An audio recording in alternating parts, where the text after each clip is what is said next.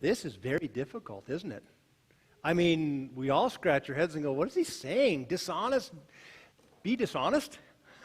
All right. That goes against everything he's ever said in Scriptures. Yeah, be the dishonest manager and make sure that you get what you can get, however you can get it. It reminds me of being in social work and the projects, you just survive. It doesn't matter how you get it. Stealing is just another way of life, right? And it just doesn't matter how you acquire things. And sometimes, they're sharp. People on the street are sharp because they have ways of doing things. When I was a camp counselor at Koinonia in New York, it's a couple hours north of New York City, part of our training in the 2 weeks was to go in the city and beg for food for a day. Go and beg. Here's a hard-boiled egg, and go on the streets and beg for food. Why? Well, so that we can understand some of the kids that we have going to camp live on the streets. And so we understand a little bit of their life. Well, we had one guy with us who he wasn't necessarily a counselor, but he was a staff person, and he was from the streets. And you should see how he can get food. He knew all the places to go. He knew exactly what to say and what to do. We ate like kings because he knew exactly what to do. And the rest of us coming from small towns or wherever, we had no clue. And we couldn't bring ourselves to do it either. Begging for food, I've got everything I need. Why should I lower myself to that? But they knew exactly what was going on and how to survive. I think this manager was in the same boat. He just survived by his wits all the time. And if he was skimming, probably saw nothing wrong with that until he got caught. And his master was, you can't work for me anymore because I can't have you doing this. This can't continue. So the manager's dismissed. He's let go. So now what? After all that time, there's a book I read a few years ago. It's by a Wisconsin author, Chad Harbaugh, The Art of Fielding. It's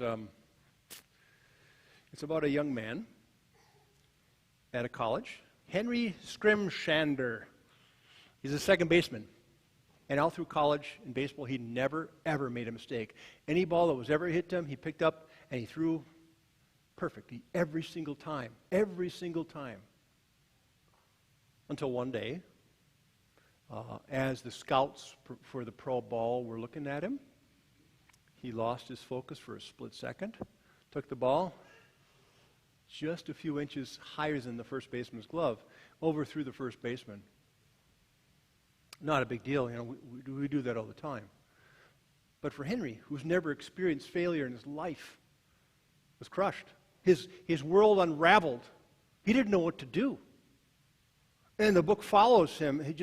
He goes into the depths of despair, and his lifestyle becomes just negative.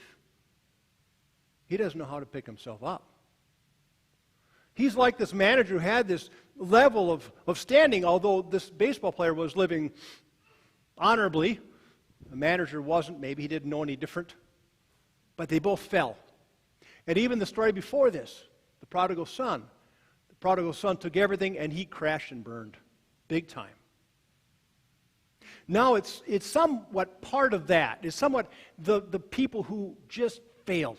The son who failed as a son and the manager who failed at being a manager. Now what? What's left? There's a deep, resonant silence while the mind is working. What now?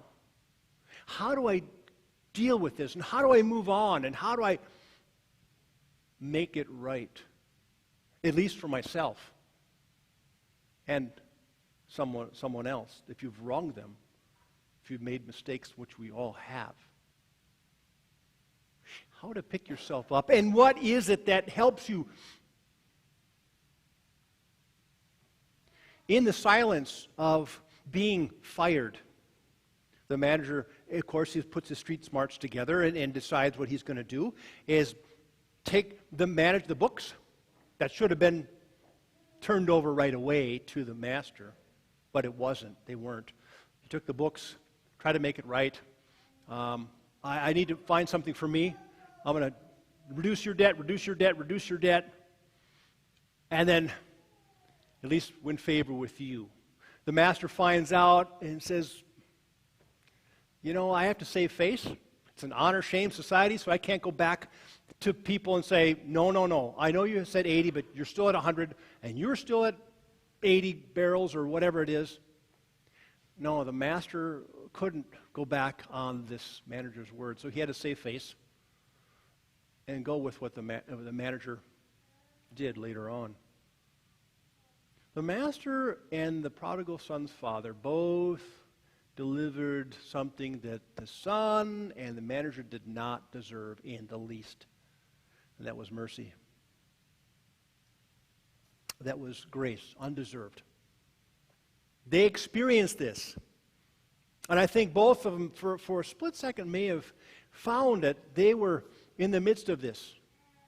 The son should have been rejected, disowned. This manager should have been in jail, but they weren't. And so this manager senses a part of this grace, a part of this generosity from the master. And saying, well, if the master is not going to jail me, maybe there's a glimmer of hope that I can still retain something. And so he risks more to reduce the debts in order to make good with the master. He's been shown in a very abrupt way what it means to live in God's grace and mercy. Because at that moment in his life, he can see firsthand what it's all about through the actions of his master. The son through the actions of his father. It doesn't say whether he was reinstated because the master, brought him back and said, well, you know what? Sometimes it has to happen. Sometimes, if you've got a visa debt way up and you can work with them and reduce it to pay it off more or monthly payments or something. You work with me, and then we can make it right. I know we've all done that. We talked a little bit about this at men's breakfast. Is what does it mean to fall and then pick yourself up, to rebound? And how does that happen? Where do we draw the strength to do that? In the gospel, it's God coming in and showing a different way.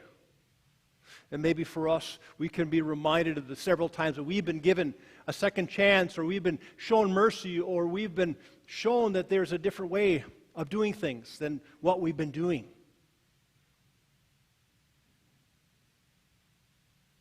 Just the other day, yesterday, Ariana was telling me that when someone wrongs you, done something that offends you, and you're hurt, and they come back and apologize to you.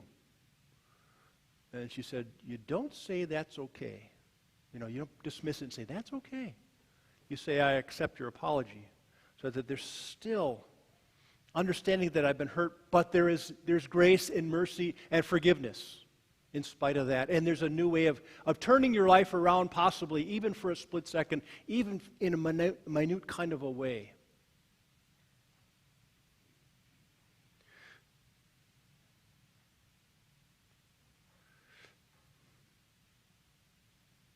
Like the son, like the manager. Hopefully we know what it's like to bring ourselves up from failure, because it happens. We teach young ones that you don't have to be perfect. You'll make mistakes. And what's important is what you do after you make mistakes, is to make it right. Like I said, for yourself or for someone you are serving or you've offended somehow, to make it right. And that God is there prompting and cajoling and helping and giving you a sense of His presence, sometimes when you don't feel it, but it's still there for you. It's a hard gospel. It's saying take what you can and use it for good. Eugene Peterson is an author. He recently died. He wrote the Message Bible. He translated the Bible into the Message, modern day. It took him 10 years to do this. But anyway, he was in a parking lot. He said, I'm going to try this. I'm going to pray for a parking spot, because so he drove around. Someone pulled out. He pulled in. It's like, see, it works. And then he went into his convention or whatever it was, and then he came out and he's, where are my keys? Oh, they're inside the car. Okay, that's never happened to anybody. I mean, cars are built now, so you can't, you know. So he was just sitting there dumbfounded, and some street kid comes up and goes, "Mister, you need help?" He must have been 10 years old. He said, "Yeah, as a matter of fact, I locked my keys in my car." And the kid goes, "Want me to help you?" "Well, okay, sure." So he pulls out a Slim Jim, clunk, opens it up, and he goes to Eugene Peterson, "You think that's worth $1?" Eugene says, "How about $2?" $2. And so we have, okay, the kid shouldn't be unlocking cars, right? Yeah, well, but in this case, it was helpful. So it's kind of like in the same realm, you know, some of a little bit shady, but he's using it for good. I mean, he was helping Eugene out. Whereas he could have said, "Look it over there," and then he could have stolen the car and drove off. But, well, at 10 years old maybe, I'm not sure. But he was using what he had to make things better. And it wasn't necessarily the most honest way. But in this case, it's like, well, this is kind of gray area, isn't it? Jesus ultimately says, you have what you have, wealth, and whatever that means, money or talent or time or whatever that is, that you use it to better what other people are going through. You help your neighbor as much as you can. You use it for the betterment of society. And yeah, we'll make mistakes, and yeah, God will help pick us up and help us along the path. And we might even demonstrate what it's like for our children to make mistakes and pick up and make it right. So, with all this, we see that God is in the works, in the midst of all this, making mistakes or not, making it right or not. God is prompting and present and with us always. So that's good news. Amen.